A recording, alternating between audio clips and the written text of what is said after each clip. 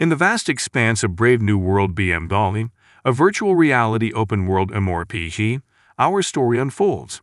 This game, BMW for short, is a testament to gaming history, with unparalleled scale and freedom. Spanning 30 million square kilometers with over 2 billion NPCs, its contents are near infinite. BMW's meticulously crafted world offers a perfect replica of sensory and graphical systems, going beyond mere gaming to become an alternate reality. However, for our hero, BMW's appeal lies not in its splendor, but rather in its potential for profit. Entering the game with the simple goal of making money, he has spent a year immersed in the virtual world. Despite starting out as an ordinary player, he rose to the prestigious profession of Elemental Mage through tireless effort. Eventually, he rose to become the leader of the Beamer Guild, which had around 200 members. Looking at his chest full of gold coins, he knew that he had accumulated enough wealth to live comfortably for quite some time. However, beneath the glittering wealth he possessed, lay a longing for more, a desire to explore, grow, and perhaps find fulfillment beyond material wealth.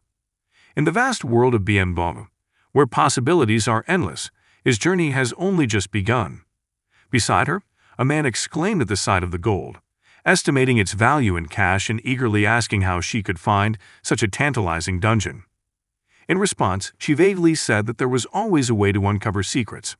Despite his humble background, both in education and family, his gaming prowess defied expectations, instilling in him the belief that he could defy fate itself. In the virtual world of BMW, he found not only an escape but also a lifeline.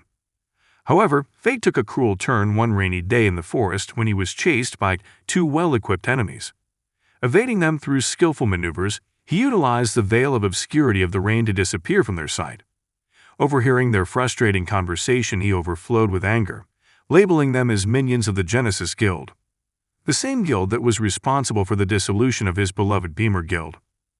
Hiding behind a tree, he harbored his hatred towards the Genesis bastards, giants in the BMW universe whose actions had destroyed his former life.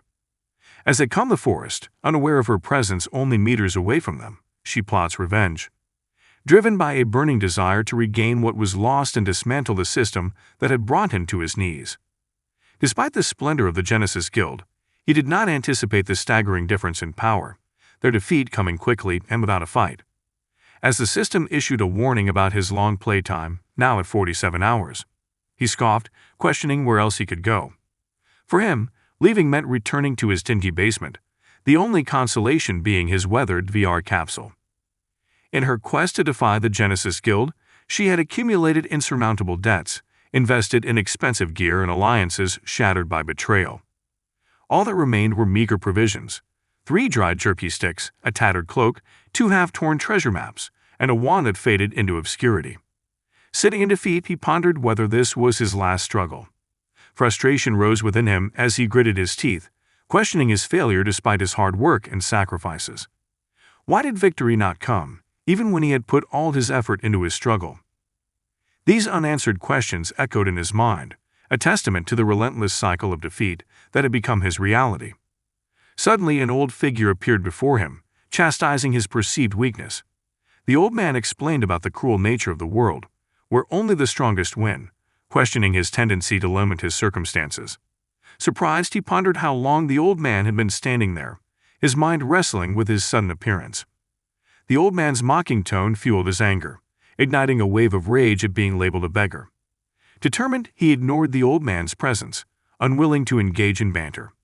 Angered by his dismissive attitude, the old man rebuked his impudence, admonishing him for ignoring the wisdom of his elders. However, as the tension rose, a sense of imminent danger gripped him. Quickly, he spun around, warning the old man of an impending attack from above. He realized that in the midst of their exchange, a dangerous threat had emerged, prompting him to shout a hasty warning to the unsuspecting old man. A thunderous explosion echoed throughout the forest, prompting the attacker's companion to rebuke his reckless behavior and advise them to walk carefully together. Ignoring the warning, the attacker lunged forward alone, mocking his companion as a laggard. Afterward, our protagonist, who was nursing his wounds, faced scrutiny from the newcomer. Accused of neglecting to come out despite his injuries, he defends his choice, citing the grim reality that awaits him outside the game. Meanwhile, clutching his injured hand, he grapples with his dire circumstances, with no weapons to use. Urging the old man to flee to safety, she was met with confusion as the elder questioned her intentions. His frustration peaked as he insisted on the seriousness of the situation, snapping at the old man who seemed oblivious. In the midst of their exchange, the aggressor's companion voiced his concerns about the old man's nature, which prompted a dismissive chuckle from his companion. As tensions rose, the weight of their predicament weighed more heavily on the old man, compounded by the uncertainty of his counterpart's true identity. However, amidst the chaos, his focus remains on survival, navigating the perilous encounter with grit and determination. Suddenly, another figure appears, looming over the tense confrontation. Identifying him as Kim Jinwoo, their former partner turned traitor, sends chills down our hero's spines. Jinwoo's presence evokes a sense of shock and resentment. Accused of treason, our heroes confront Jinwoo, accusing him of abandoning their union for personal gain. Jinwoo defends his actions, claiming that it was merely a strategic move to pursue better prospects. He dismisses the notion of family ties and states that our hero's leadership is tainted by manipulation and control. If he truly considered family, he wouldn't have gone against the Genetists. He just didn't want to lose the guild, so he had all the guild members die. Before he could retaliate, Jinwoo confiscated an item from his inventory, triggering accusations of theft. With a stolen weapon in hand, Jinwoo mocked its value, deeming it meaningless compared to his own ambitions. Their exchange resonates with bitterness and regret, underscoring the cracks in their once tight bond. As accusations fly and tensions mount, our hero grapples with the betrayal of someone he once considered family. Realizing that in the cutthroat world of BMO, even the strongest alliances can crumble under the weight of ambition and deceit. In a swift and explosive motion, Jinwoo launched his attack, boasting the power of his weapon. The force of the impact reverberated throughout the forest, leaving chaos in its wake. His former allies, stunned by Jinwoo's callousness, condemned him as a psychopath, grappling with their past betrayals. Jinwoo's cold response reveals his ruthless ambition, driven by a desire to eliminate any threat to his ascension to the throne. As tensions rise, another voice pierces the air, denouncing Jinwoo as worthless trash for his dangerous actions. The old man, who intervenes to block Jinwoo's attack, reprimands him for his lack of honor and integrity. Ducking Jinwoo's attack with ease, the old man delivers a devastating blow of his own, demonstrating his unrivaled strength. Amidst the chaos, Jinwoo's confusion is evident as he struggles to understand the old man's strength. The old man's nonchalant attitude denied his incredible strength, leaving Jinwoo and his friends stunned in disbelief. Peering carefully from behind his hand, our protagonist witnessed the old man's attack register the maximum damage possible in the game, a staggering 999 billion. The sheer magnitude of the damage done showed the old man's incredible prowess, leaving an indelible impression on everyone who witnessed it. His disbelief peaked when the runes of insight revealed the old man's astonishing attribute, an entity-typed NPC of the human race, possessing an unprecedented level of 999. Stunned, he questioned the validity of such an extraordinary level. The old man, unperturbed by his disbelief, admitted to having observed him for some time. Despite having no innate talent, wealth, or luck, the old man admired her persistence and determination in the face of adversity. As if written by fate, a system interface appeared beside him, providing an unprecedented opportunity: the search for the sacred bond of connection. The task was simple yet laden with consequences.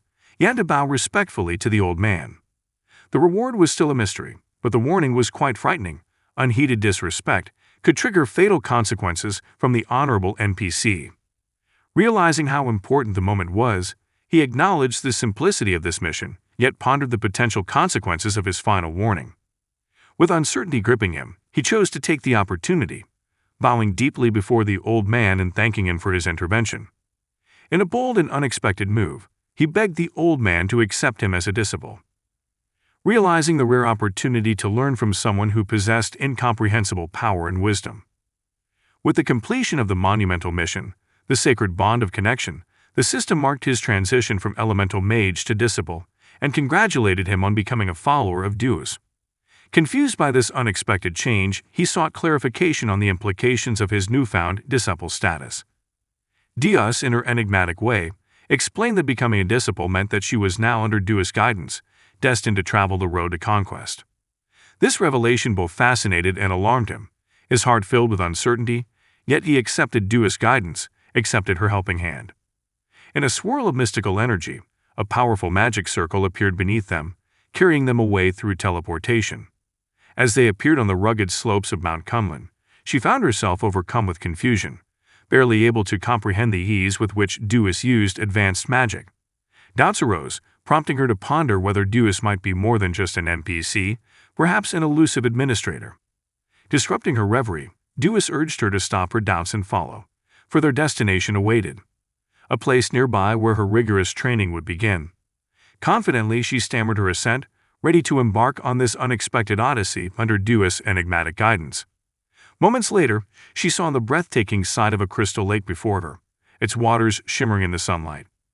Deus revealed that this was the Lake of Purification, a holy place that would cleanse her. Confused, she sought clarification on Deus' cryptic words, prompting Deus to reveal their plans for 99 days of intensive training, with the lake playing an important role. Confused by this revelation, she pressed Deus for further explanation. Approaching, Deus explained that the purification was literal, likening it to pouring new wine into a new vessel. Before she could grasp the full meaning of Deus' words, a sudden kick made her fall into the cool embrace of the lake. Panting, she braced for the worst, fearing she was on the brink of death, only to find that she could still breathe underwater. The system chimed, alerting him to the start of the purification process and warning of imminent suffering. With trepidation, he prepared himself as lightning thundered through the air, searing his flesh and igniting a symphony of torment. In the midst of her agony, the laughter of Deus is heard, in stark contrast to her suffering.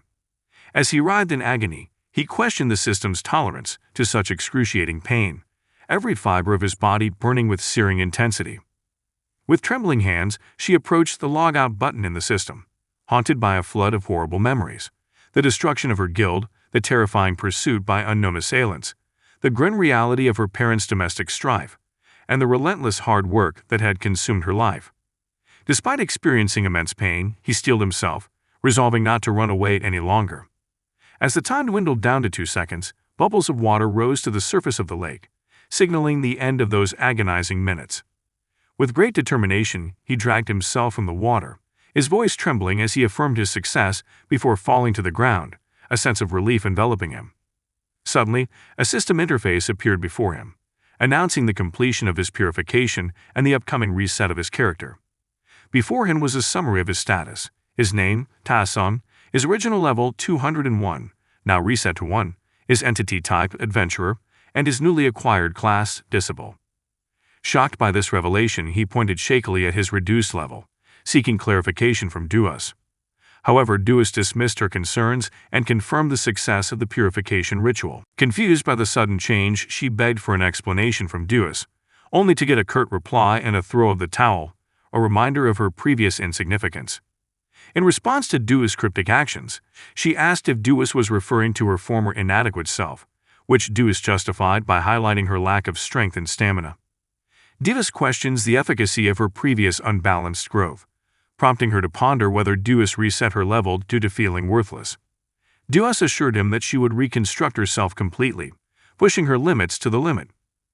She explained that while the others were experiencing upgrades, she would experience a 20% increase in mana gain, which left him dumbfounded. Pondering the implications, he realized that this increase could potentially give him a significant advantage in the acquisition of magical prowess. Expressing his gratitude, he bowed deeply before Deus, acknowledging her as his mentor. However, Deus only sighed, realizing his excessive respect. With a disparaging remark, Deus warned him not to be complacent, emphasizing the arduous journey ahead to achieve unparalleled strength. Deus revealed the grueling program that lay ahead, consisting of 100 repetitions over 99 days, each involving increasingly rigorous training.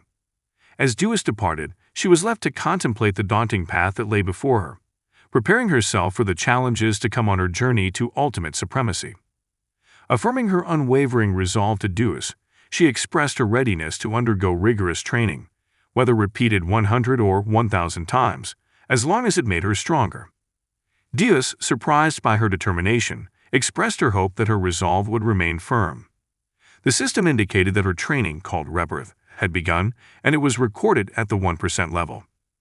Meanwhile, at B&O Games Company's headquarters in the United States, inside a specialized department known as Hexagon, An employee checked the system and announced the activation of Epic Codes 007, causing an uproar among the staff. Rushing to investigate, they speculated whether Deuce had taken on a disciple, specifically a professional gamer from before. However, it turned out that the disciple was an ordinary gamer, much to everyone's surprise. Intrigued by the commotion, Oppenheimer, the High Vice Chairman and head of the Hexagon team, stepped in and asked for clarification on the term casual gamer, ordered to enlarge the screen. Oppenheimer researched Ta Sung's profile and concluded that he was a casual heavy user from Korea. This revelation piqued Oppenheimer's interest, hinting at a potentially significant development in gaming dynamics. Oppenheimer's gaze is fixed on Ta Sung's data, contemplating how long Ta Sung can endure the challenges that lie ahead.